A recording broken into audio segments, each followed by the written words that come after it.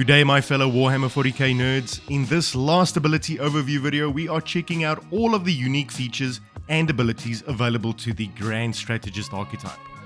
Now, let's get nerdy.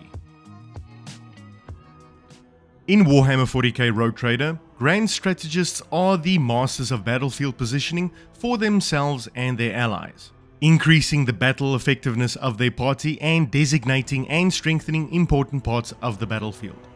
In order to select the Grand Strategist archetype at level 16, your Rogue Trader will need to have started its journey as either an officer or an operative. Now, even though I could certainly see a viable build for an operative Grand Strategist, calling the shots from a distance and making those shots together with their party members, I feel that this combination just doesn't synergize nearly as well from both a thematic and mechanical point of view as the officer Grand Strategist does. Your mileage, of course, may vary. From the get-go, when you spec into the Grand Strategist archetype, you gain access to its Keystone feature, Combat Tactics, which allows you to designate different parts of the battlefield, being the frontline, mid, or rear, adding buffs to your allies and debuffs to your enemies intuitively based on the positioning on the battlefield where those areas are. The frontline designation gives your allies a boost to their armor, whereas at the same time it increases the amount of damage taken by your enemies from all sources. Conversely, designating an area as the backline increases party members within that area's cover efficiency, dodge and dodge reduction, whereas assigning an area as the rear is mainly focused on range type of attacks, increasing range damage over penetration and critical hit chance for allies within that designated area. During the 20 levels that you will spend in the Grand Strategist archetype, you will gain access to 3 different archetype abilities, or stratagems in the case of the Grand Strategist. You will be able to choose from one of 6 available options at levels 17, 22 and 30. These Grand Strategist stratagems are Kill Zone, Overwhelming, Stronghold, Blitz, Combat Locus and Trench Line. First up is the Kill Zone stratagem, allowing you to select one of your combat tactics areas, and for the remainder of that round forces all of the enemies within that area to re-roll all successful dodge and parry tests.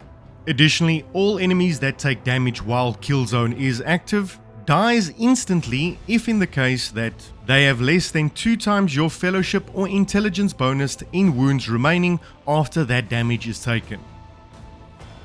Next up is Overwhelming stratagem, with which you grant your allies within a combat tactics area the covering status effect for all attacks made. Enemies making attacks into this area suffer penalties to their ballistic skill, rate of fire and weapon skills. Where ballistic skill is decreased by 5 plus 2 times your Grand Strategist intelligence or fellowship bonus, rate of fire is decreased by 25%, and the weapon skill of all of those enemies is decreased by 5 plus your Strategist's intelligence or fellowship bonus. Additionally, all melee enemies will also have their movement points decreased, whereas ranged enemies will try and get behind cover immediately. The next Grand Strategist stratagem, say that 3 times quick, is the Stronghold stratagem. Again, with your strategist selecting an area and then buffing that area for all of your allies. Allies within this area gains an armor percentage equal to 3 plus your Grand Strategist intelligence or fellowship bonus. They cannot be overpenetrated from incoming ranged attacks, cannot be knocked prone, as well as gain the Grand Strategist intelligence plus fellowship bonus divided by 4 deflection against area of effect attacks. Furthermore, for the remainder of the round they also cannot sustain any injuries from taking damage. When selecting an area to be affected by the Blitz stratagem, all allies within a range equal to your Grand Strategist intelligence plus fellowship bonus can move to the designated area immediately, with this movement not provoking attacks of opportunity and also doesn't cost any movement points from your allies. Next up is the Combat Locus stratagem, which in effect when activated doubles all of the bonuses associated with your combat tactics ability for that area until the start of your next turn. This does come with a downside however, whereas all tactical areas are discharged and cannot be used that turn, but can be designated again on the next round. Last but not least is the Trench Line Stratagem, which when activated grants all of your allies within that area a percentage of cover efficiency equal to 5 plus your Grand Strategist intelligence and fellowship bonus. Furthermore, all of your allies can reroll all failed characteristic tests, and all cover within that area does not suffer any damage until the start of your next turn. At character level 19 or Grand Strategist level 4, you gain access to its ultimate ability, Take and Hold.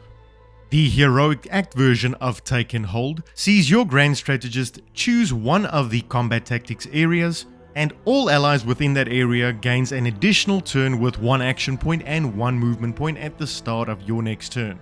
Furthermore, and the best part of this, each and every creature that is killed during the time that Take and Hold is active further increases the amount of action points and movement points your allies get by +1 for action points and +2 for movement points, up to a maximum of 3 and 6 respectively.